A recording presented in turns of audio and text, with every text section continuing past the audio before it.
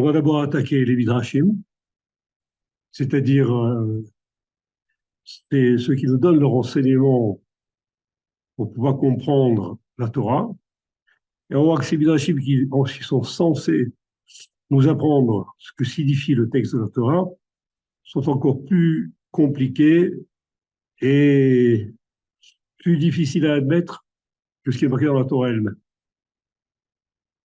Et là, c'est ce qui arrive, par exemple, dans Toldot, où c'est après avoir prié lui et sa femme, c'est-à-dire Yitzhak et Rivka, ils ont bénéficié d'avoir un enfant. Pas un enfant, mais au moins que sa femme tombe enceinte. Rivka, donc, va tomber enceinte. Et étant tombée enceinte, il va se passer quelque chose d'un peu bizarre dans son ventre. Tout le monde est au courant, enfin, tous ceux qui connaissent un petit peu la Torah sont au courant. Il y a marqué comme ça, les enfants se heurtent dans son sein. Les enfants, c'est quoi les enfants? C'est qu'en réalité, elle a des jumeaux dans son sein. Ces jumeaux sont Yaakov et Esav, qu'on va l'apprendre plus tard, et ils se heurtent dans son sein. Ils se heurtent dans son sein, ça signifie que il se passe quelque chose de bizarre chez eux. Alors là, le Midrash va nous dire ce qui se passe. Et c'est Rashi qui ramène ce Midrash. Et ce Midrash dit simplement que lorsque elle passe devant une maison d'études, il y a un des enfants qui va sortir de son ventre.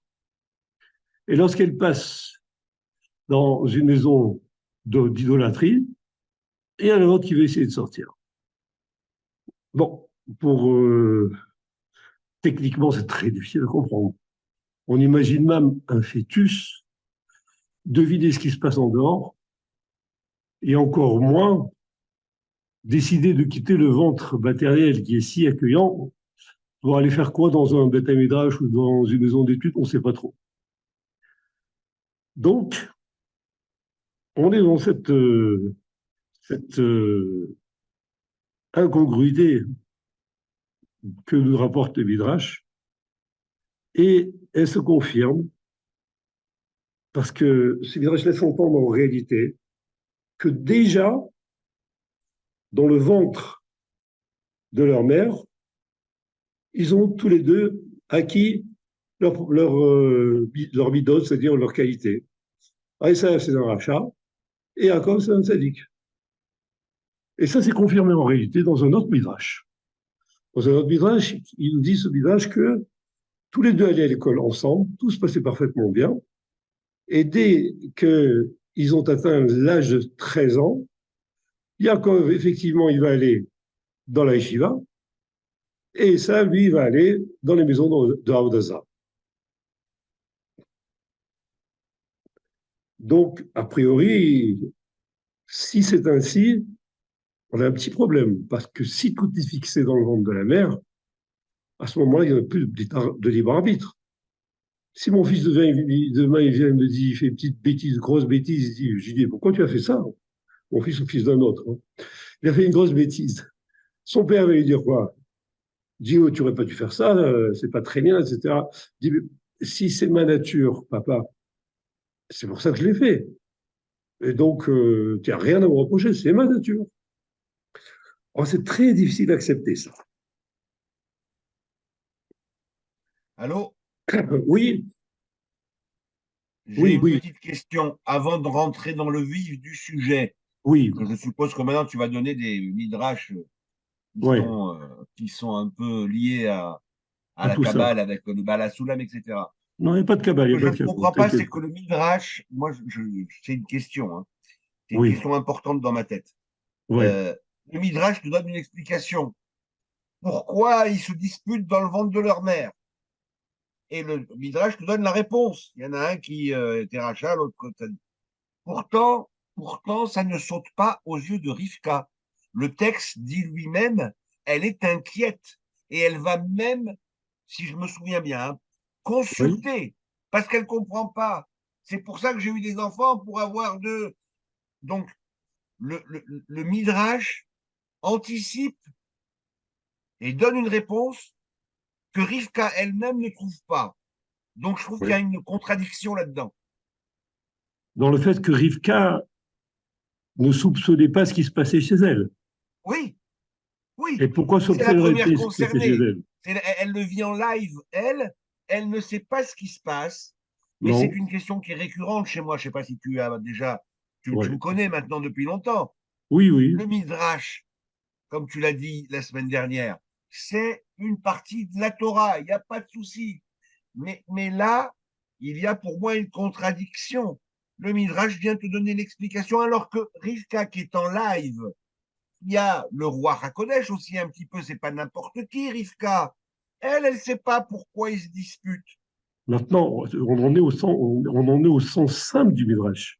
Oui, On a- on n'est pas encore creusé le sens profond du Midrash. bon, Dans alors ce je te laisse cas-là, on continuer. est un peu à côté de la plaque, parce que les Midrashim, au sens simple, c'est dangereux. Pour l'explication, ils ne sont pas dangereux, on peut toujours dire des choses, c'est pas un problème, on peut les nommer, on peut les citer, les Midrashim. Mais dans leur sens simple, ils ne nous apportent pas grand-chose. Donc là, on va travailler sur ces Midrashim. On n'a pas fini de travailler, parce que on va avoir des problèmes encore plus grands. D'accord. Ok, bon, je te laisse D'accord? continuer. Alors, ça pose aussi un problème, parce que, bon, on va le dire après, c'est pas grave. Je voulais dire que les deux individus que sont Yaakov et Esav sont en fait le Yetzirata Asov et le Yetzirara de l'homme. On va voir ça plus tard, c'est pas très grave. Simplement, ce qu'on va voir, c'est que le Yetziratov ne vient dans l'homme qu'à partir de l'âge de 13 ans. Donc, même Yaakov, s'il était dans le ventre de sa mère, il ne pouvait pas être sadique. Le Yetziratov ne venait que 13 ans plus tard. Donc, ça forme encore une nouvelle contradiction. Mais c'est pas fini. Il y a encore une contradiction encore plus grande. Ça, c'est dans une Guémara de Nida, où il y a l'ange chargé de la conception. Tout ça, c'est des machalim, hein, c'est des machalim, c'est des allégories, évidemment. L'ange chargé de la conception, il va prendre la goutte de la semence et il va la présenter à Hachem. Bon. Et il va lui dire, maître du monde, qu'adviendra-t-il de cette goutte-là? Sera-t-il de constitution faible ou forte? Sera-t-il intelligent ou stupide? Sera-t-il riche ou pauvre? Donc on voit déjà que, a priori, il y a beaucoup de choses qui sont prédéterminées, puisque Dieu lui-même va dire que de l'ADN de ça, je vais mettre une dose d'intelligence, une dose de richesse ou de pauvreté, et une dose de constitution physique forte ou faible. Maintenant, il continue le Midrash. Il va poser encore une question, l'ange. Il va dire maintenant, est-ce que ce bonhomme ou cet individu sera-t-il sadique ou rachat? Ça, il n'y a pas de réponse. Ça signifie que dans la goutte, là, sadique ou rachat, ça n'existe pas. Donc, on a encore une nouvelle contradiction sur tout ce qui a été dit jusqu'à maintenant. Donc, les enfants qui se battent avec celui qui veut sortir un sadique et un rachat, etc., ça colle pratiquement avec aucun midrash. Et pourtant, ça a été dit. Comment va-t-on s'en sortir? Il y a même un verset qui dit comme ça, qu'Akadosh Baruch Hu, il a aimé Yaakov, il a haï Esav. Alors, si tout était déterminé dès le départ, il n'a aucune raison d'aimer Yaakov, parce que Yaakov était sadique déjà dans le ventre, et donc quel mérite aurait-il que pour qu'Akadosh Baruch Hu l'aime? Et de même à Esav, tu peux lui rien lui reprocher. Il est né comme, comme il est né plutôt rachat, à ce moment-là, tu ne peux pas lui en vouloir. Donc ça, tout ça, ce sont si je puis me permettre, des contradictions. Comment on va résoudre ça? Alors, j'ai trouvé un Zohar. C'est pas de la Kabbalah, Zohar. Zohar, c'est aussi des sortes de Midrashim, hein, soyons clairs. Ce Zohar-là, il nous dit une chose qui est extrêmement étonnante. On va écouter ce qu'il dit. C'est Rabbi Shimon qui dit au nom de Rabbi Yehuda que si le maître qui dirige la tête, c'est le cerveau, le séchel, on appelle ça, le corps, lui, possède 2 maîtres. Qui sont ces maîtres? L'un, c'est le foie et l'autre, c'est le cœur.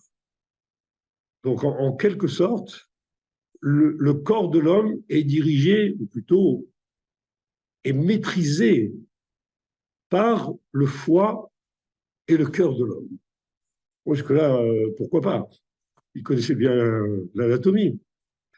Mais là où ça devient un peu bizarre, c'est que quoi?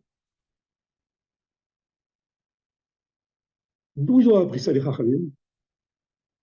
De ce qui est écrit dans notre paracha. C'est quoi qui est écrit dans notre paracha? Que les enfants se heurtaient dans le ventre de la mère. Banim, à Banim, on sait déjà, ils protestent tout, Bethel, non? Le Bethel Imam, Bekerba, pardon. Il serait souvent Abanim Bekerba. Abanim Bekerba. Alors, ils ont vu le mot Abanim, qu'est-ce qu'ils ont dit? Non, il ne faut pas lire Abanim. Il faut lire Abinyamin, c'est-à-dire les constructions, le socle.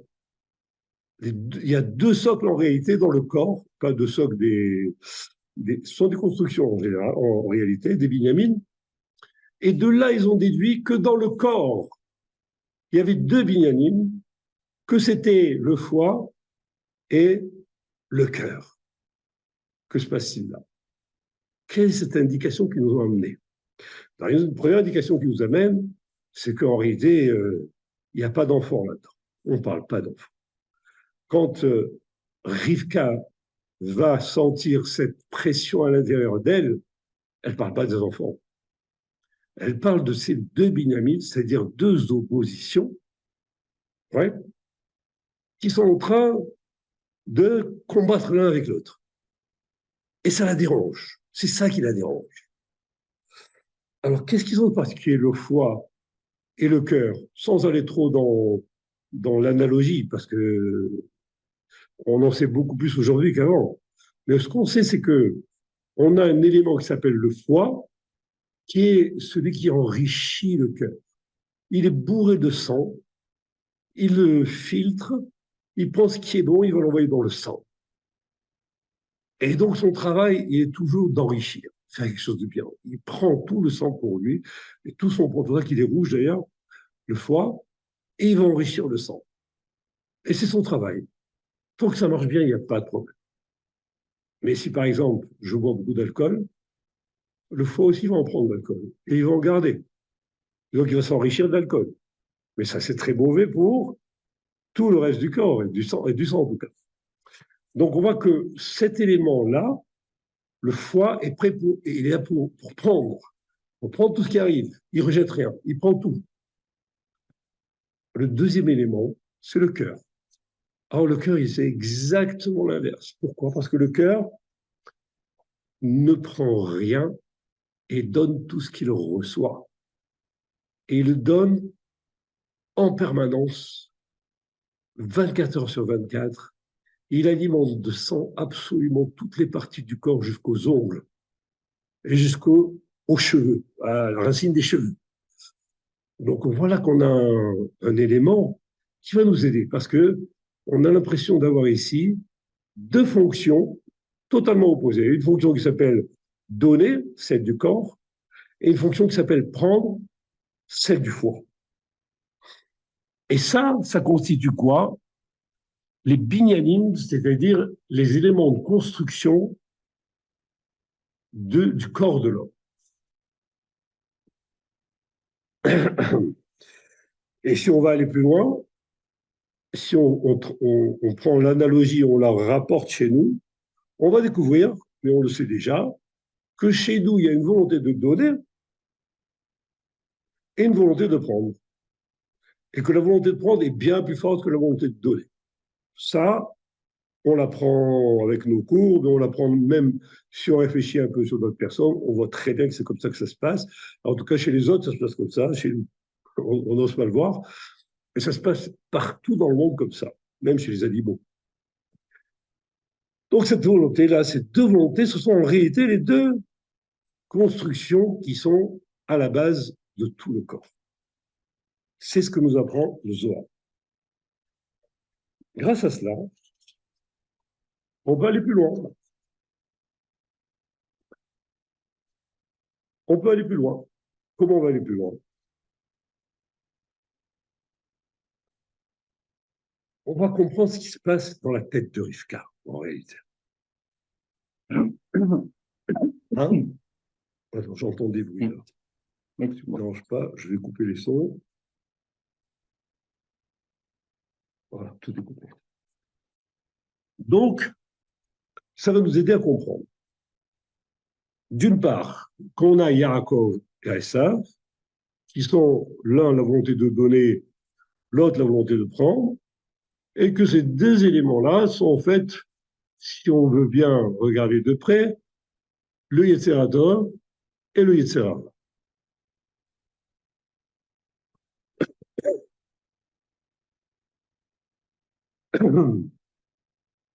Et donc, ils se battaient à l'intérieur du corps. Pourquoi ils se battaient à l'intérieur du corps?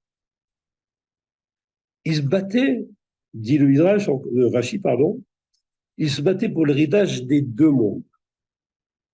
Deux mondes. Quels sont les deux mondes? L'Olam Hazé et l'Olam Haba. Donc, ils voulaient hériter tous les deux des deux mondes. Et donc, ils se battaient pour ça. On pourrait dire, Yaakov, il y a besoin du monde de l'Olam Haba, ben, c'est l'Olam Hazé. Et ils savent, l'Olam Hazé devrait lui suffire. Pourquoi ils veulent l'Olam Haba? En réalité, sans l'Olam Hazé, Yaakov ne peut pas obtenir l'Olam Haba. Donc, il a besoin de son Olam Hazé. Il a besoin de dominer son Olam Hazé. Et quant à Esav, c'est celui qui veut tout garder pour lui. Quitte à tout garder, je veux aussi bien garder ce Olam, ce monde-là, que le monde futur. Je veux les deux. Et c'est sur ça qu'ils se battaient tous les deux. D'où l'incompréhension de Rivka. Rivka, on sait que c'était une tzadékette. D'où on sait que c'était une tzadékette. Pas parce qu'elle a épousé,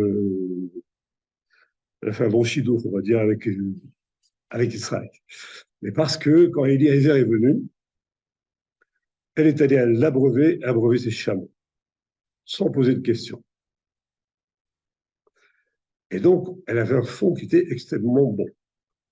Et donc, quand je dis elle était de tzadékette, c'est-à-dire que c'était une grande tzadékette, en réalité, c'était peut-être simplement sa nature. Elle était généreuse. Elle a donné ce qu'elle pouvait donner. Et elle a donné volontiers, sans attendre retour. Quand elle s'est mariée, qu'est-ce qui s'est passé? Il s'est passé qu'elle avait devant elle un vrai tzaddik, c'est-à-dire son mari. Pourquoi c'est un vrai tzaddik?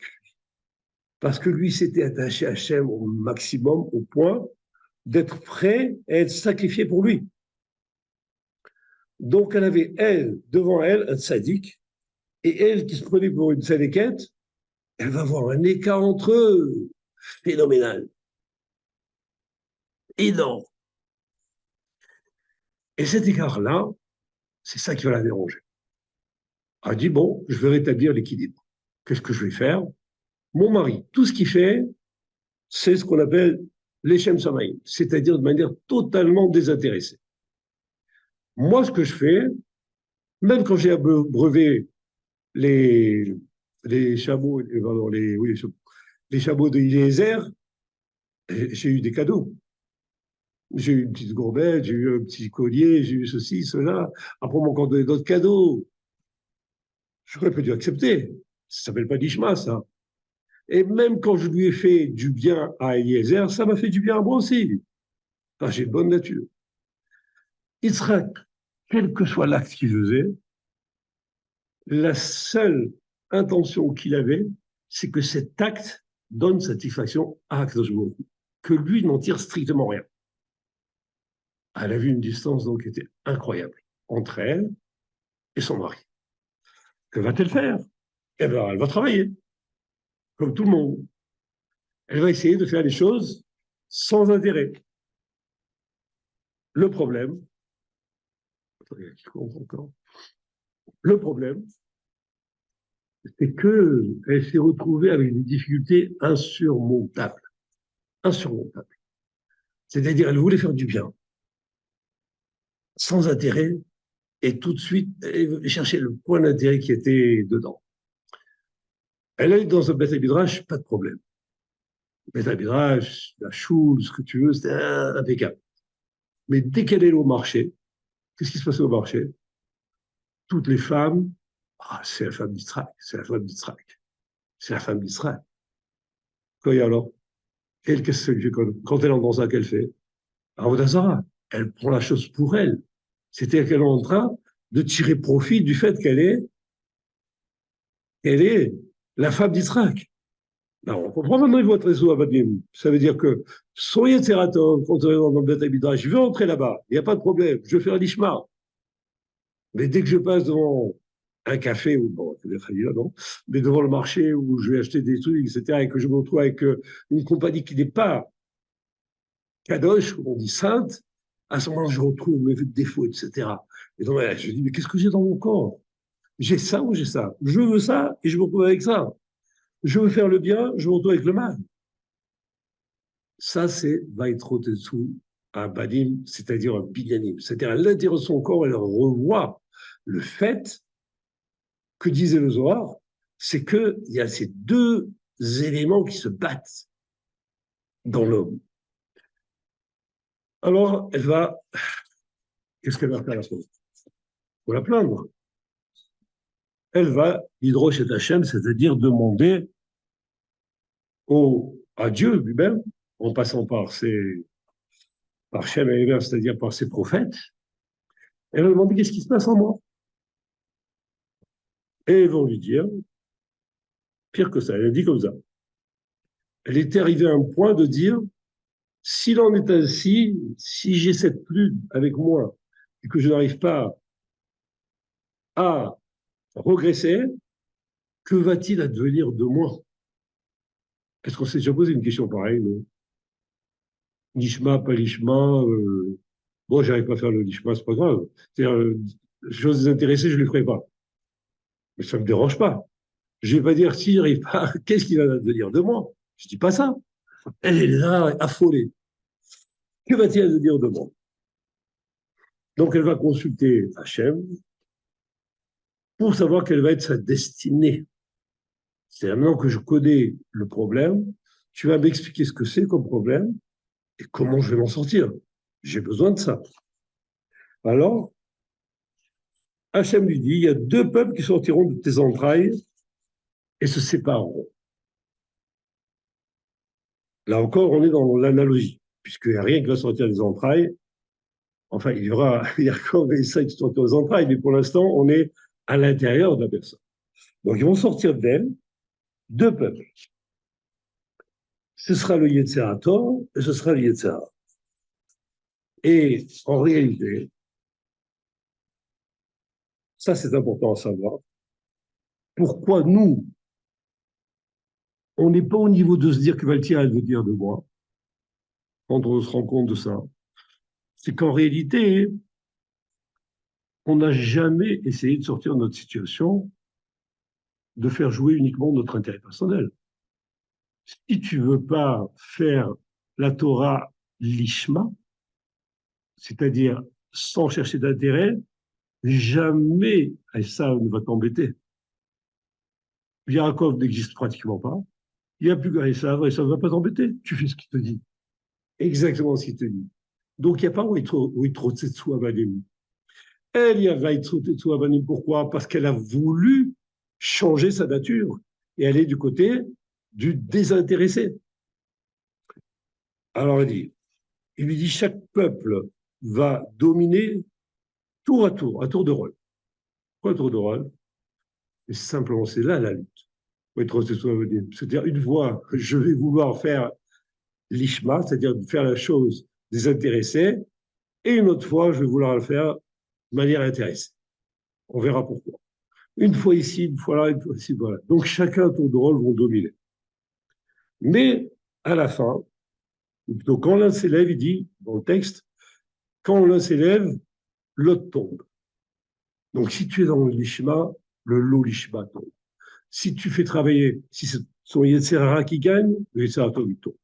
Et l'inverse, si c'est le Yetzirara qui gagne, c'est toi qui tombe. C'est-à-dire ton Yetzirara qui tombe.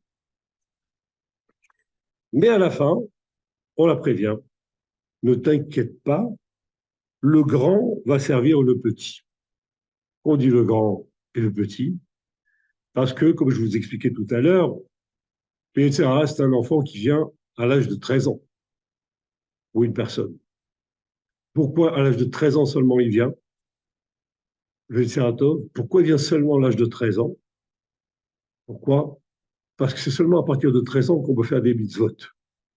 Sans mitzvot, on est toujours intéressé. Il n'y a pas de problème. Donc, il y en a qui viennent peut-être même avant 13 ans, et il y en a qui viennent après 13 ans. Et donc là, on a exactement la configuration où on sait que le grand, c'est les Sahara, puisqu'il est venu 13 ans avant, il est là dès la naissance, et que le petit, c'est le Yetzirah. Et à la fin, donc, le grand servira le petit. C'est-à-dire, le grand ne va pas être détruit. Le grand, on va s'en servir pour faire les mitzvot, pour aller vers Dieu, etc., mais ce n'est pas encore le sujet ici. C'est pas le sujet. Et là, quelle est la particularité de Rivka? Qu'est-ce qui s'est passé pour elle en réalité? Le Ramban nous dit qu'elle s'est plainte à Dieu. Elle se plaint de manière très dure, très, très difficile. Et il dit, pourquoi suis-je venu au monde? Il aurait mieux valu que je n'existe pas. Autant mourir. Ça, c'est le message de Rivka à Dieu. C'est quoi ce message? Qu'est-ce qu'il a de particulier, ce message? Qu'a-t-il de particulier, ce message? C'est qu'en réalité, on voit la détresse de Rivka pour devenir ce qu'il sera qu'il est, et qu'elle n'y arrive pas. Elle voit que tous ses efforts ne réussissent pas. Et pourquoi ils ne réussissent pas? Parce que les Haramim nous disent, le penchant de l'homme grandit tous les jours et cherche à tuer la personne. Ça veut dire quoi? Ça veut dire qu'elle faisait des efforts, elle avançait, mais en même temps, les Sahara grandissaient. Il n'y a pas de situation où les Sahara ne grandit pas. Si toi tu grandis, les Sahara vont grandir. Ça n'est qu'au bout de la course que les Sahara va servir le Yitzhak. Donc c'est là. Maintenant, quelle est la force de Rivka dans ce cas-là? C'est qu'elle a ouvert la porte pour recevoir l'aide d'Hachem. En disant, mais je vais mourir, je préfère mourir. Tu dis ça à Hachem, toi? Tu arrivé à dire, je préfère mourir. Pour un oui, pour un non. En plus, ça, c'est pas pour oui, pour un non, c'est pour une chose totalement spirituelle. Alors, à ce moment-là, hein, elle a reçu l'aide d'Hachem. C'est là qu'a commencé sa vraie progression. Parce qu'elle disait, je n'en peux plus, je vais mourir si je continue comme ça ou j'arrive pas à m'élever. Donc, elle a reçu de l'aide d'Hachem. C'est un très grand, très grande information pour nous. C'est-à-dire que on a d'autant plus de chances d'être exaucé par Hachem on est sincère dans notre demande et qu'elle nous fait mal. À ce moment-là, si par exemple je veux avoir de l'argent, c'est vrai, je suis sincère, je veux de l'argent. Mais en réalité, ça n'a rien à voir avec le service de Dieu. Avoir de l'argent, a priori, ça n'a rien à voir. Et nous, en tout cas, quand on demande de l'argent, c'est sûr que c'est pas pour faire le service de Dieu. On a besoin de voitures, on a besoin de marier les enfants, on a besoin, etc. Donc, notre demande, elle a d'autant plus de chances d'être exaucée qu'elle est sincère. Et donc, Rivka nous a montré cette voie-là. Maintenant, de notre côté, nous qui sommes, pour la plupart, je dis pas tout le monde, on est religieux quand même. On est datim, on fait des bisodes, je dis pas tous, mais dans l'ensemble. Et ceux qui font cela, en réalité aussi, doivent se poser une grande question. Pourquoi? Parce qu'on n'a jamais entendu de se plaindre, eux, d'être loin d'Hachem. Pire que ça, quand Resh Lakish l'a dit là-bas, que le penchant de l'homme accroît chaque jour et cherche à le tuer, quand tu vois les gens qui étudient la Torah, qui font les mitzvot, tout ça, tu leur poses la question. Alors, Yetzirah, il t'a cherché de te tuer aujourd'hui? Qu'est-ce qu'ils vont te dire? Non, moi, je n'ai pas dit Yetzirah. Je fais tout ce que j'ai envie de faire. Je fais la Torah, je fais les mitzvot, je fais ceci, cela, etc. Je fais tout. Eh bien, ceux-là, ils ont un problème. Ils doivent se poser une question. Si on n'est que te dire que chaque jour, Yetzirah, il s'élève pour te tuer, et que toi, tu sens rien, c'est que tu es déjà mort. Il va pas chercher à te tuer si tu es mort. Qu'est-ce que ça veut dire être mort? Mort, c'est, on trouve encore pire spirituel, toujours. Mort, c'est être éloigné d'Hachem. Vivant, c'est être proche de la source de vie qui est Hachem. Donc, le Yetzirah, quand il va voir que tu cherches à te rapprocher d'Hachem, là, il va t'embêter. Il va chercher à te tuer, à t'éloigner, ça veut dire. Mais dès que tu vois que tu n'es pas dérangé par les Yetzirah, que tu penses que toi, religieux, tu fais exactement les choses qu'il faut, tu n'as aucune crainte, tout va très bien. À ce moment-là, il est clair que tu as un problème et que tu ne te rapproches pas d'Hachem. Et ça, c'est un enseignement qu'il faut absolument garder. Même si on étudie, même si on fait des mitzvot, même si on fait des bonnes actions, tout est calculé pour que on se rapproche d'Hachem. Et si on ne sent pas qu'on se rapproche d'Hachem, ça veut dire que tout ce qu'on fait est intéressé. J'étudie pourquoi? Parce que j'y trouve du plaisir. Moi, je trouve du plaisir à étudier. Je suis désolé, mais je trouve du plaisir à étudier. C'est pas interdit, au contraire. Tu fais des bisous parce que ça t'arrange. Tu ne vas pas être embêté, tu ne vas pas être puni. Ainsi de suite. Et même quand je fais des bonnes actions, en général, j'attends une reconnaissance en retour. Donc, je vois que tout ce système-là ne me permet pas forcément d'arriver à Hachem direct. On apprendra progressivement comment faire, parce que c'est très, comment dire, il y a un processus pour y arriver, c'est très, très bien déterminé. On y apprendra petit à petit comment on fait. Et donc là, on a bien appris qu'en réalité, c'est ce qu'on appelle la grossesse d'Hachem. Le Herayon. Herayon, en hébreu, c'est la grossesse. Herayon, c'est le mot Irur aussi, qui veut dire la pensée. Ça veut dire que ça ne se passait pas dans le ventre de Rivka, mais que ça se passait dans sa tête. Elle avait décidé une chose qu'elle n'arrivait pas à atteindre, et donc elle essayait de comprendre pourquoi elle n'y arrivait pas, pourquoi il y avait cette confusion en elle, pourquoi il y avait cette contradiction en elle, et donc c'est ça où être tout à Valim. Et après on l'informe, et elle va devenir une des plus grandes femmes. Je ne dis pas qu'elle va être plus grande que son mari, mais il ne faut pas oublier que c'est elle, elle-même, qui a permis à Yaakov d'être ce qu'il est. C'est elle qui l'a poussé à prendre la bracha, quitte à mentir, quitte à se déguiser pour ça. Elle l'a poussé jusqu'au bout pour qu'il soit Yaakov. Et qui est Yaakov, si ce n'est Israël, c'est-à-dire nous tous. Voilà, j'espère que Je vais remettre le son quand même. Et que si vous avez une question, vous pouvez le poser.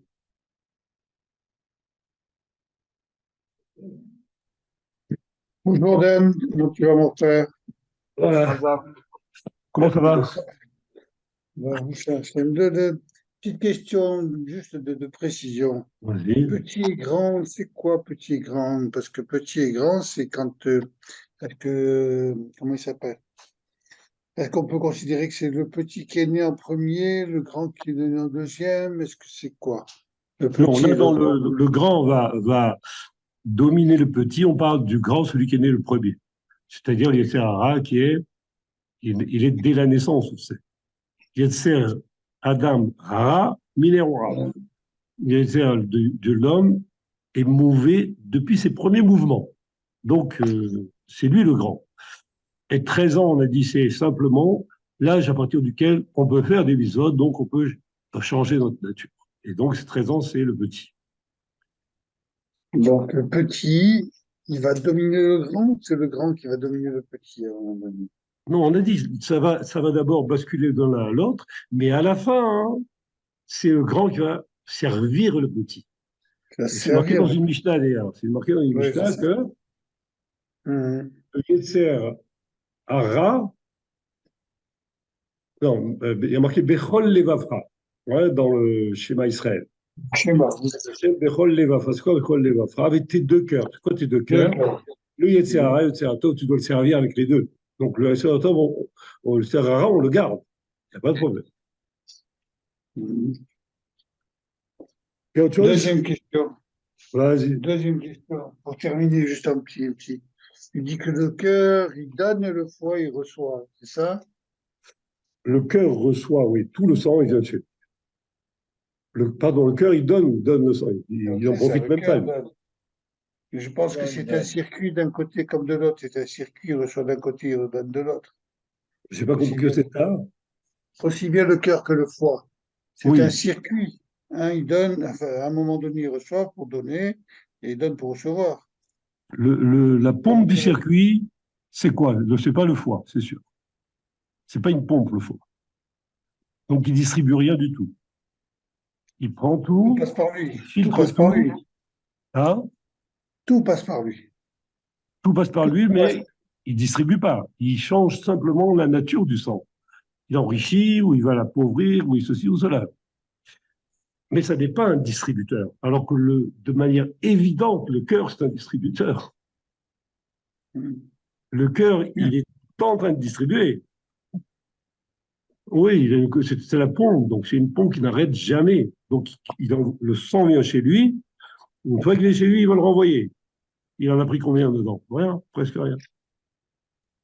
Deux fois comme le cœur, je pense. Bon, mais ça, je pense que c'est plus une image Tout ça, c'est une image. Tout ça, c'est des allégories de Chachamim. bien sûr, Ça, il faut pas l'associer. on va s'arrêter là-dessus. Ouais, Non, c'est très bien.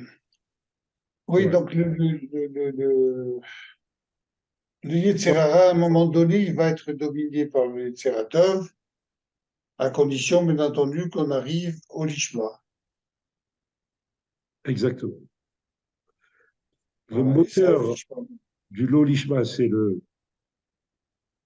Yetzer Hara. Le moteur du Ishma, c'est le Yetzer Tov. Il a besoin de beaucoup d'aide. Beaucoup d'aide. Il est trop petit.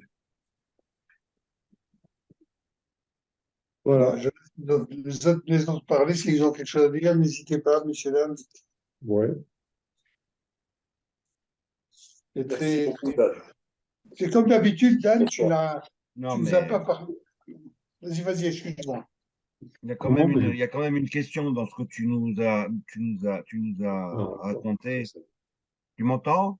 oui, je t'entends, je t'entends. On a l'impression que Rivka, il suffit qu'elle dise je veux mourir pour que Dieu agrée sa demande de se rapprocher de lui et de ressembler à son mari, Yitzhak. C'est bien ça ce que tu nous as raconté. Je vous ai Ça veut dire qu'on raconté fait quelque chose abstraction de tous les. Hein? c'est quelque chose qui ressemble à ça. Je vais me corriger un petit peu après. Vas-y. Bon, mais ça veut dire quand même que malgré tout, il y a déjà quelque chose qui ne va pas. Elle fait des efforts, Rivka. elle fait des efforts, mais elle n'y arrive pas. Oui, Si je m'en tiens à ce que tu nous as dit, elle fait absolument. des efforts pour devenir l'Ishma et elle n'y arrive pas. Oui, Qu'est-ce qui fait la bascule? Pourquoi Dieu, à un moment, il l'écoute uniquement parce qu'elle dit je veux mourir? parce que, Pourquoi parce Dieu que, ne s'occupe-t-il pas d'elle avant? Puisqu'encore une fois, tu nous as raconté que les efforts, elle les faisait. Elle les faisait, mais elle n'y arrivait pas.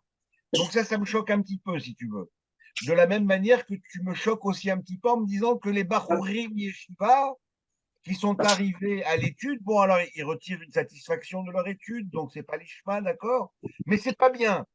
Je comprends pas ça, que tu puisses nous dire que les Bachurim Yeshiva qui n'ont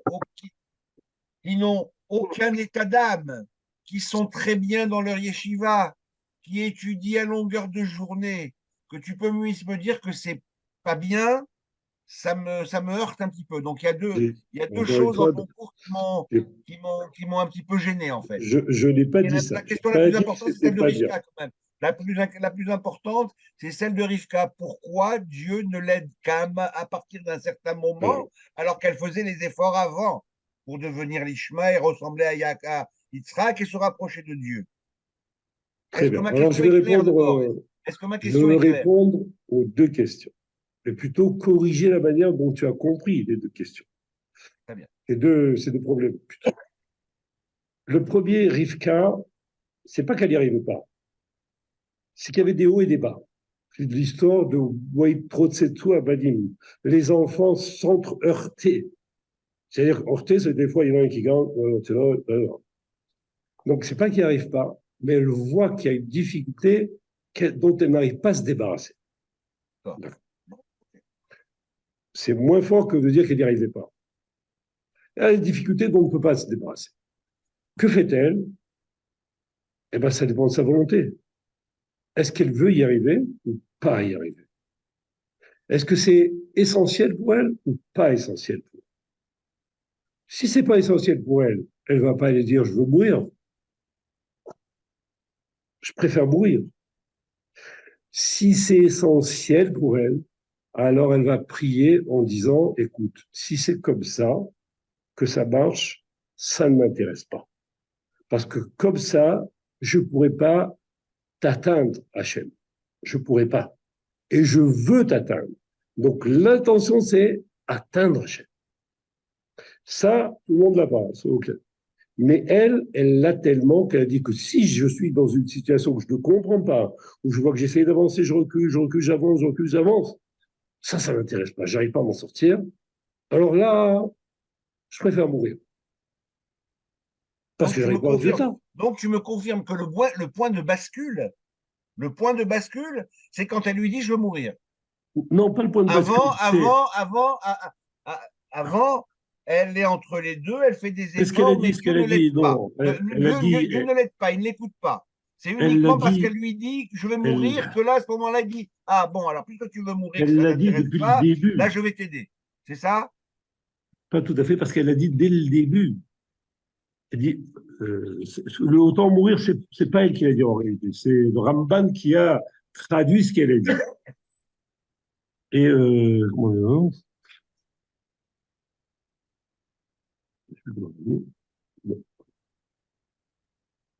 oui, elle dit, si dans l'état ainsi, que va-t-il advenir de moi? C'est ça qu'elle a dit. Ça, c'est le texte. Rambam, il rajoute, ouais, ça vaut pas le coup, la vie ne vaut pas le coup si c'est comme ça. Si tu ne peux pas atteindre Hachem, ça ne vaut pas le coup.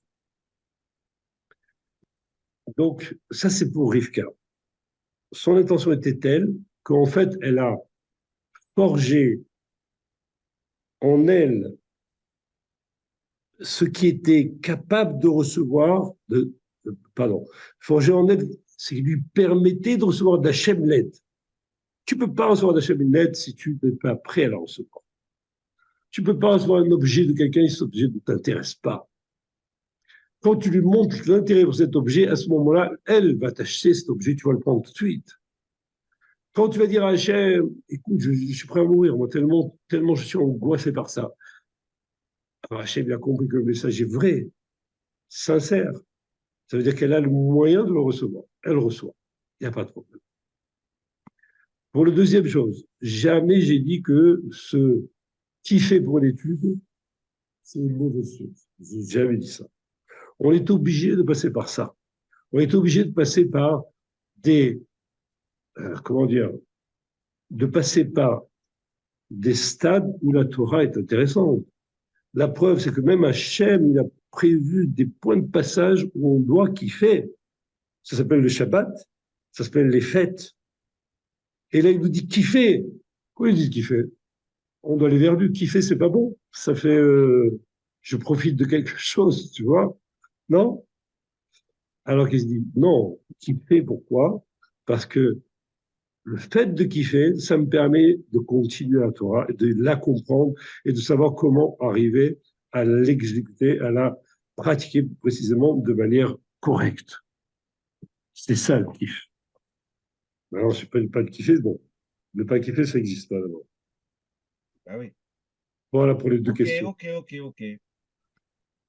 Autre chose, nous on arrête là. Pour moi, c'est bon. Ça va, j'ai pas été trop long, c'est bien. Non, J'aime non, pas c'est être bien long. comme ça, c'est très bien. Je supporte pas être long. Très bien. Donc là, on a bien clos le débat. Non, il y a juste un petit truc que je viens de voir, j'ai oublié de vous dire.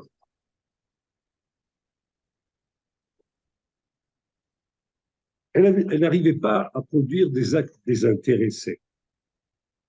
Comme ça, on a dit. Et donc, de ce côté-là, le texte nous dit en fait, après le Rabash, elle est stérile. Sa stérilité, c'est pas de produire, pas pouvoir produire quelque chose qui soit constructif. Nous, on prend la stérilité comme étant ne pas avoir d'enfants. Or, les banim, précisément, sont les binyanim qui nous font grandir. Et à partir du moment où les binyanim qui nous font grandir, tu n'arrives pas à les maîtriser, alors tu es stérile. Ça s'appelle être stérile. Ne pas arriver au résultat. Voilà, c'était juste un petit point que j'avais voulu dire. Très bien. Bah, Ouais, les merci enfants. beaucoup. Alors, à la prochaine, si Dieu veut. À la semaine Azagmo. prochaine, si